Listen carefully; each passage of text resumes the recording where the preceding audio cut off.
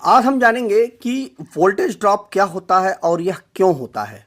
Interview में भी आपसे क्वेश्चन पूछा जा सकता है और आपको यह जानना भी जरूरी है कि वोल्टेज ड्रॉप आखिर होती क्या चीज़ है। वोल्टेज ड्रॉप जो होता है, जैसा कि नाम से क्लियर हो रहा है, वोल्टेज ड्रॉप मतलब जो हमारा वोल्टेज है वह ड्रॉप हो रहा है, मतलब कमी आ रही है वोल्टेज के अंदर, तो उसी को हम वोल्टेज ड्रॉप बोलते हैं। अब वोल्टेज कैसे उसमें कमी आती है वोल्टेज में, जैसे कि ये हमारा एक कंडक्टर है, यहाँ पर हमने 33 केवी की सप्लाई हमने दी, तो निश्चित बात है यह दूरी अगर मान लेते हैं हम कि अगर यह 10 किलोमीटर की है या 100 किलोमीटर की है, या जो दूरी है हमारी, तो निश्चित बात है यहाँ पे यदि हम 33 केवी देंगे तो यहाँ पर हमें 33 केवी नहीं मिलेगी। यहाँ पर हो सकता है हमें 31 केवी के आसपास हमें मिले या 30 केवी के आसपास मिले। कुल मिलाकर के बात ये हुई कि यहाँ पे कितना हमने दिया था 33 केवी और हमें मिला कितना 31 केवी, मतलब हमें जो 2 केवी का जो लॉस हुआ यही हमारा वोल्टेज ड्रॉप है। मतलब ये देखिए यहाँ से चला वोल्टेज और यहाँ पर जब पहुँचा तो वोल्टेज ड्रॉप हो गया, कमी आ गई वोल्टेज के अंदर, तो वही हमारा वोल्टेज ड्रॉप हो गया। अब यह वोल्टेज ड्रॉप कितना हुआ वो देखिए कि जितनी ज़्यादा लंबी लाइन होगी उतना ही ज़्यादा हमारा वोल्टेज ड्रॉप होगा। कुल मिलाकर के बात ये हुई कि वोल्टेज ड्रॉप क्या होता है, तो जो वोल्टेज जो सेंडिंग एंड से जो वोल्टेज भेजा जाता है और जो रिसीविंग एंड में जो वोल्टेज हमें मिलता है, उनके बीच में जो अंतर आता है वोल्टेज में, जो डिफरेंस आता है वोल्टेज में, उसी को हम वोल्टेज ड्रॉप कहते हैं। जितना हमें वोल्टेज में कमी मिलती है वही हमारा वोल्टेज ड्रॉप होता है। इसीलिए जितनी ही ज़्यादा दूरी होती है उतना ही ज़्यादा हमारा वोल्टेज ड्रॉप होता है। इसीलिए जो हमारी ट्रांसमिशन लाइनें होती हैं, जहाँ चूँकि ट्रांसमिशन लाइनें हजारों किलोमीटर की होती हैं, इतनी लंबी ट्रांसमिशन लाइनें होती हैं, इसीलिए यहाँ पर हाई वोल्टेज करके जो है वोल्टेज को ट्रांसमिट किया जाता है कि जहाँ पर हमें रिसीविंग एंड पर वोल्टेज चाहिए वहाँ पर हमें इतना वोल्टेज मिल जाए कि हमारी ज़रूरत पूरी हो जाए। तो बात ये हुई कि वोल्टेज ड्रॉप तो क्लियर हो गया, लेकिन यह क्यों होता है, आखिर वोल्टेज ड्रॉप होता ही क्यों है, यहाँ से लेकर के यहाँ तक पहुँचने में जो वोल्टेज का हमारा नुकसान हो रहा है यह क्यों होता है, आइए जान लेते हैं। देखिए इसके कई सारे कारण हैं वोल्टेज ड्रॉप होने के। हम पॉइंट वाइज देख लेते हैं। देखिए जो हमारा इंटरनल रेजिस्टेंस होता है वह जो होता है वह हर मेटल का अलग अलग होता है, डिफर करता है। हर मेटल में जो हमारा इंटरनल रेजिस्टेंस होता है, जैसे कि मान लेते एग्जांपल ले लेते हैं हम कि हमारे पास 3 मेटल हैं। पहला है हमारा कॉपर है, दूसरा है हमारा एल्यूमिनियम है और तीसरा हमारा आयरन है।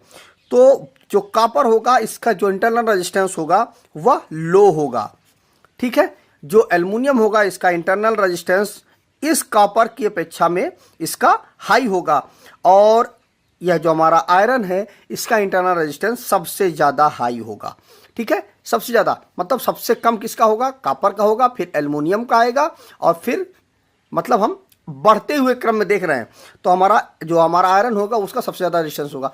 इसीलिए सबसे पहले हम प्रीफर करते हैं कि हमारा कॉपर की हमें अगर कंडक्टर मिल जाए तो उसमें हमारा नुकसान कम होगा। चूँकि कॉपर बहुत महंगा आता है इसीलिए हम एल्युमिनियम की केबल का यूज़ करते हैं कि एल्युमिनियम में कॉपर की रिस्पेक्ट में तो वोल्टेज ड्रॉप ज़्यादा होता है, लेकिन आयरन में सबसे ज़्यादा वोल्टेज ड्रॉप होता है, इसीलिए आयरन को हम नहीं यूज करते क्योंकि इसमें सबसे ज़्यादा वोल्टेज ड्रॉप होता है, इसीलिए हम एल्युमिनियम की केबल का यूज़ करते हैं। अब जब अलग अलग मेटल में अलग अलग प्रकार का जो वोल्टेज ड्रॉप होता है, तो यह भी एक कारण होता है कि आप किस कंडक्टर का यूज कर रहे हैं अपनी ट्रांसमिशन लाइन में जो ट्रांसमिट करने के लिए, वोल्टेज ट्रांसमिट करने के लिए। पहला तो कारण ये हो गया। सेकंड कारण हमारा ये हो गया कि जो वोल्टेज ड्रॉप होता है वह मैक्सिमम 5% से ऊपर आपका वोल्टेज ड्रॉप नहीं होना चाहिए।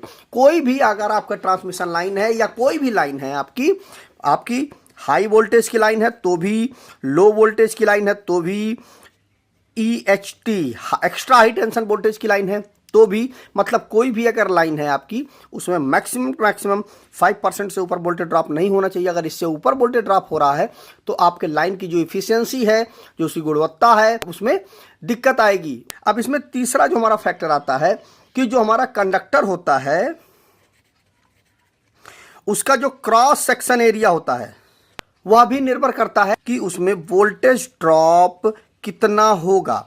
मतलब ये हुआ कि जैसे मान लीजिए एक एग्जांपल ले लेते हैं, जैसे कि हमारा एक कंडक्टर है, इस कंडक्टर में यहाँ से लेकर के ये जो दूरी होगी यही हमारा क्रॉस सेक्शन एरिया होगा।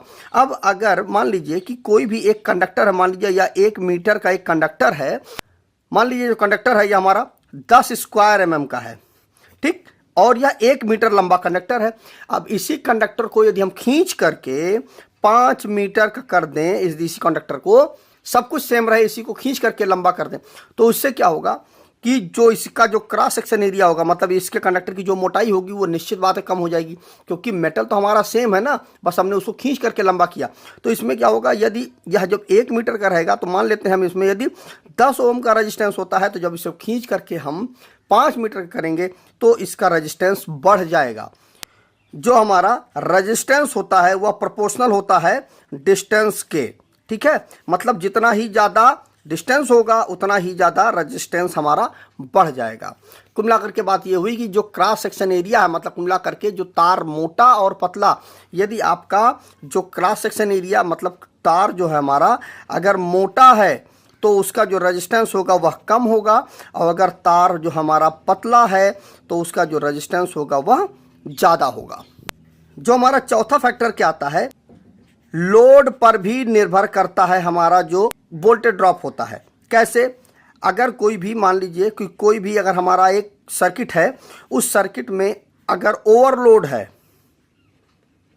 तो वोल्टेज ड्रॉप ज़्यादा होगा, और अगर या अंडरलोड चल रहा है तो उसका वोल्टेज ड्रॉप हमारा कम होगा। कुल मिलाकर के बात ये हुई कि जितना ही ज़्यादा हमारी सर्किट ओवरलोड होगी उतना ही ज़्यादा हमारा वोल्टेज ड्रॉप होगा।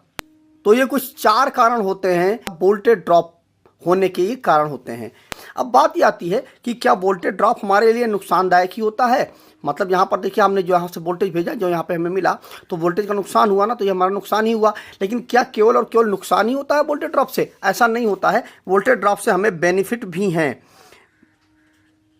अब क्या क्या बेनिफिट होते हैं, मान लीजिए कि कोई आपकी एलईडी का आपका एक बल्ब है, उसको ज़रूरत है 2 वोल्ट की सप्लाई से वो हमारा एलईडी बल्ब जलेगा। अब हम मान लेते हैं कि हमारे पास 6 वोल्ट का हमारा जो बैटरी है वो 6 वोल्ट की, अब हमें इस बल्ब को हमें जलाना है, तो कैसे जला पाएंगे?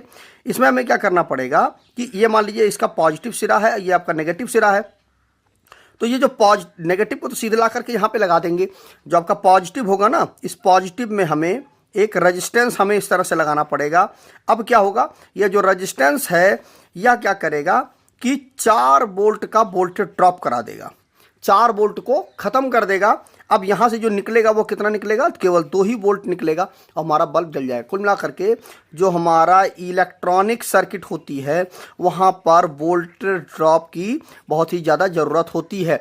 अगर वोल्टेज ड्रॉप नहीं होगा तो इलेक्ट्रॉनिक सर्किट हमारी वर्क नहीं करेगी।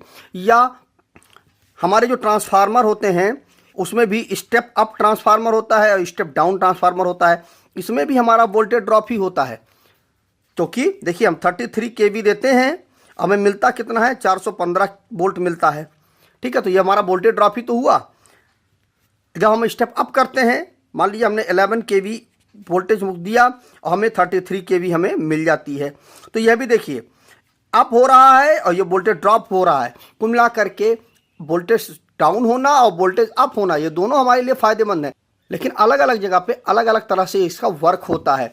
जब हम ट्रांसमिशन लाइन के लिए जब कहीं पर भी यूज़ करते हैं तो हमारा नुकसान ही होता है वोल्टेज ड्रॉप का, लेकिन यदि कहीं हम इलेक्ट्रॉनिक सर्किट में या किसी जगह पर हमें जहाँ ज़रूरत है वोल्टेज ड्रॉप की, वहाँ पर हमारे लिए यह फ़ायदेमंद ही होता है।